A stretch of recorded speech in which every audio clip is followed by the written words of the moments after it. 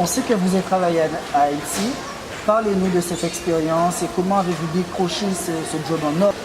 Haïti, j'ai envie de dire que c'est une expérience fondatrice, humainement, intellectuellement et professionnellement.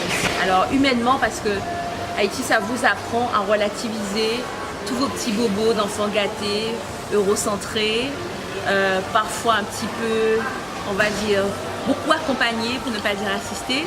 Mais on apprend à relativiser et on apprend surtout à innover tous les jours quand on est en Haïti. Parce qu'il faut faire mentir le sort et le quotidien. Et humainement parce que mon fils est à moitié haïtien. Et professionnellement, je crois que c'est la chance d'une vie, ce qui m'est arrivé. J'étais partie couvrir le sommet des chefs d'État et de gouvernement de la CARICOM, la communauté caribéenne, à Sainte-Lucie.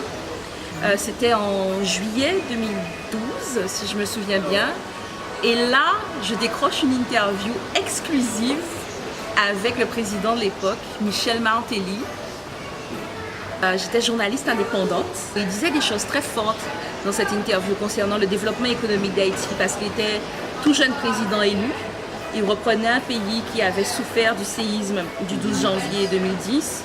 Et il était en train de mettre en place une série de mesures économiques et sociales pour relancer Haïti. On disait à l'époque pour qu'Haïti puisse décoller. Et d'ailleurs, le carnaval national de l'époque, le thème c'était Haïti décoller avec la super chanson de Jay Perry. Et Jay Perry qui Admiralty a chanté après.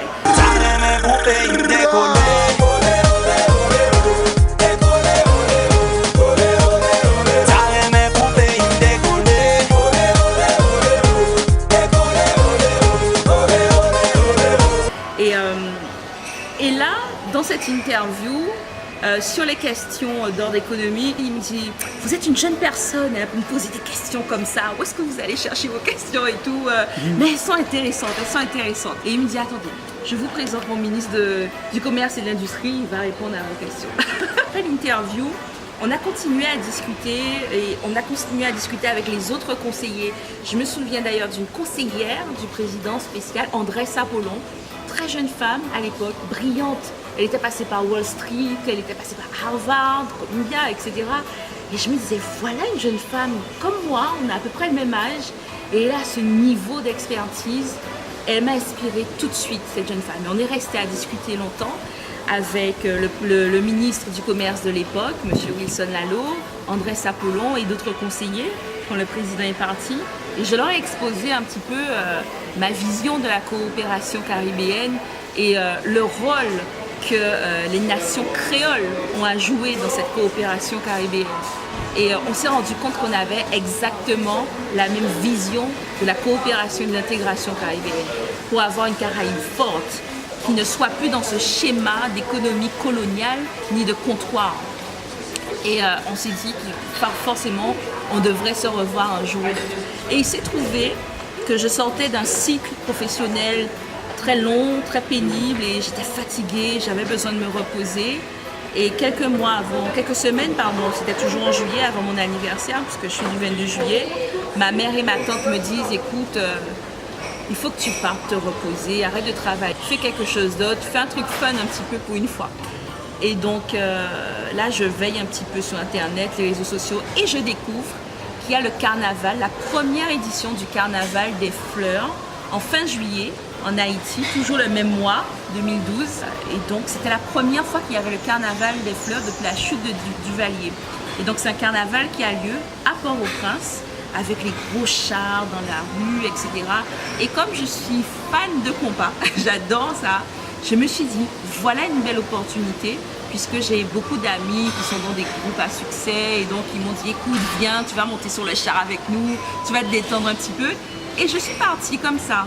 Et je me suis dit, tiens, réflexe de journaliste à l'époque, j'envoie quand même un mot aux gens que j'ai rencontrés. Je leur dis, écoutez, je suis de passage en Haïti, on peut déjeuner pour parler de la Caraïbe, etc. Je prépare un papier là-dessus. Et donc, j'ai passé de belles vacances en Haïti. J'étais sur le char de Créola, c'était une expérience extraordinaire. Et donc, la veille de mon départ, je rencontre le ministre de l'époque et ses conseillers. Et là, il m'explique les réformes qu'il comptait mettre en place.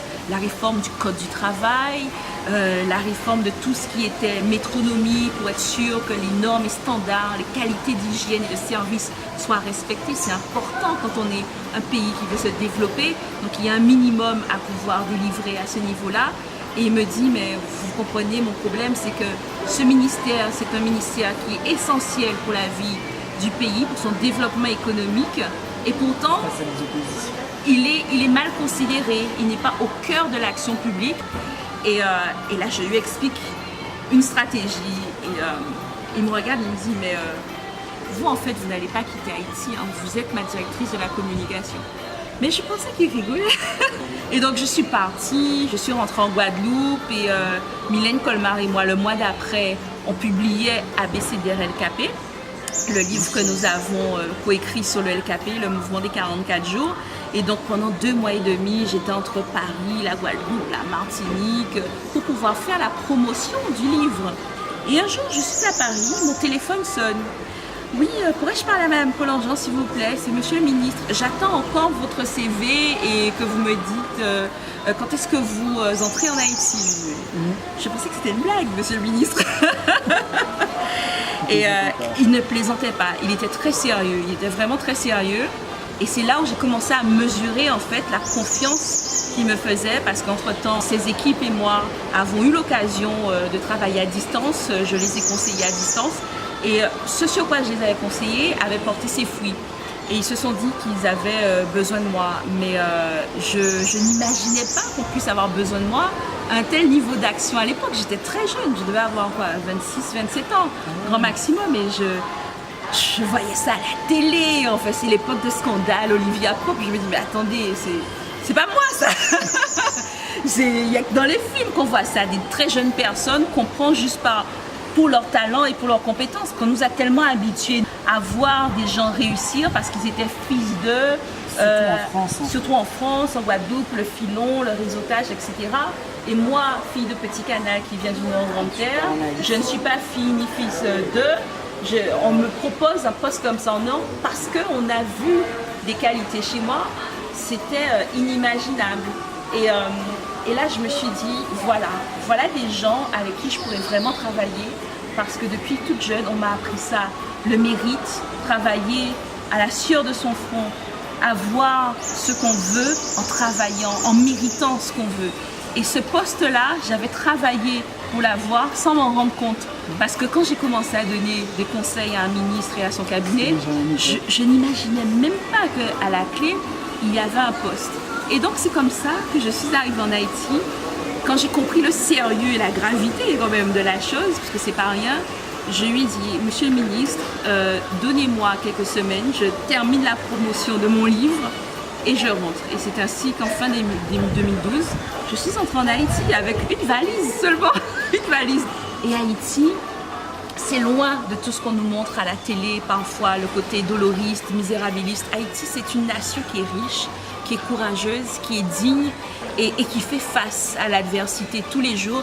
Et Haïti, surtout pour des jeunes professionnels, c'est un terreau extraordinaire parce que vous avez toute la communauté internationale qui est présente et qui est multilingue.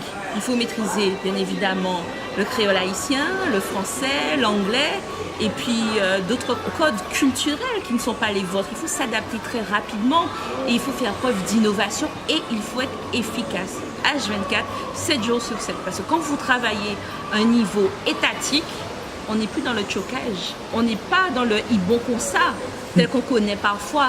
Il faut être toujours opérationnel. Parce que quand vous avez un différend entre la République dominicaine et la République haïtienne sur des questions qui concernent votre ministère et que vous devez faire le lobbying derrière, que vous devez gérer la presse pour qu'elle comprenne votre action, vous devez d'être efficace parce que vous avez des attentes d'un ministre qui lui-même a des attentes et des impératifs d'un président de la République qui lui doit rendre des comptes à un peuple. Et ça, ce n'est pas rien. Et avoir des consultants qui ont cette dimension internationale aussi en Haïti, travailler avec eux, eh bien, ça m'a fait prendre ça m'a boosté de près de 15 ans, voire 20 ans dans ma carrière. Quand vous avez 26, 27 ans et que vous êtes dans ce milieu-là, eh bien, vous en sortez après 1 an après 2 ans de cette expérience comme si vous étiez un consultant senior, après 30 ans d'expérience. Parce que Haïti, c'est extraordinaire, il y a des défis tous les jours. Et je me suis toujours dit que ce que j'ai appris en Haïti, il fallait que je vienne le mettre au service de ma Guadeloupe. Si vous deviez vous définir en 4 points, quels seraient-ils? Ça, c'est le challenge. Alors, bien évidemment, femme engagée, caribéenne, libre, qui n'a pas besoin de validation. Et qu'est-ce que je dirais encore? Rêveuse. Je suis une grande rêveuse. Je rêve d'une Guadeloupe qui réussit ensemble, où on voit plus loin en mettant en avant des compétences locales. C'est mon grand rêve. Une Guadeloupe qui prend ses responsabilités à tous les niveaux. Quels seraient vos conseils pour la jeunesse? Il n'y a pas si longtemps que ça, j'étais encore très jeune. J'ai dû faire face à beaucoup de défis. Et quand je dis défis, c'est la façon politiquement correcte de dire faire face au fanchou, faire face aux déceptions, faire face aux pots de banane qu'on vous place sur la route parce que vous êtes compétent, parce que vous n'entrez pas dans le cadre justement de personnes qui sont issues de grandes lignées, de dynasties politiques, de dynasties administratives, de personnes qu'on a placées. Et donc, il faut se faire la place. Ce que j'ai envie de dire aujourd'hui aux jeunes, c'est qu'il faut premièrement croire en soi. C'est la clé. Vous pouvez tout avoir, la compétence, le réseau, tout ce que vous voulez.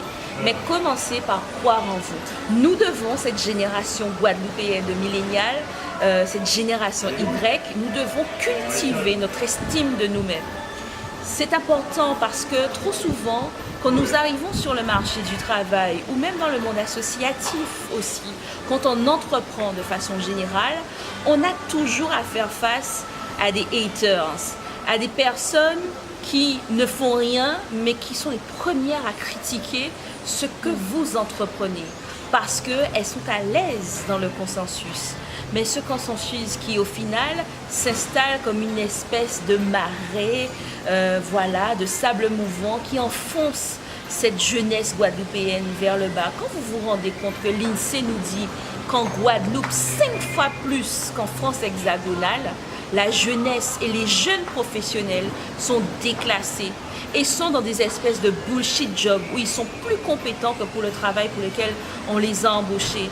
Quand vous vous rendez compte qu'il y a une classe politique qui a échoué depuis des années et qui ne veut pas laisser une certaine génération qu'elle estime compétente venir s'exprimer, non, Yové mettait en gros bois Simodan. Et là, on essaie de jouer sur plusieurs niveaux. Mais le premier niveau sur lequel on va jouer, c'est l'estime de vous-même. Donc, ce que je conseillerais aux jeunes, c'est de cultiver cette estime de soi. Ce n'est pas de l'arrogance de s'affirmer que de dire « je vaux ça et j'ai une place à la table des négociations et à la table du pouvoir ». Nous avons tous et toutes une place à la table du pouvoir.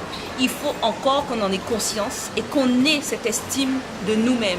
Cette estime de nous-mêmes en tant que personne individuelle, mais cette estime de nous-mêmes en tant que peuple guadeloupéen aussi, qui doit pouvoir se mettre ensemble, réfléchir à un projet de société. Où allons-nous? Que voulons-nous faire? Et pour répondre à ces choses-là, il faut savoir qui nous sommes. Il faut savoir quelle est cette estime que nous devons entretenir, que nous devons magnifier pour que nous puissions réussir ensemble demain. Donc si vraiment j'ai un conseil à apporter à cette jeunesse, mais aussi aux plus âgés aussi, parce que c'est ce qui explique le fanchou. Parce qu'au cas fanchou en monde, pourquoi? Parce qu'en tête t'as un monde là qui est plus loin qui ou. Mais jamais tu te dis que cette personne-là qui monte avec pression, je peux en faire un allié, je peux travailler avec elle. Non, eh bien, voilà, c'est ma vision de la Guadeloupe. C'est une Guadeloupe qui est apaisée, qui reconnaît sa jeunesse, qui fait avec sa jeunesse et qui laisse la place à cette jeunesse qui puisse réussir, nous tous, ensemble. Et pour ça, l'estime de soi, elle est essentielle.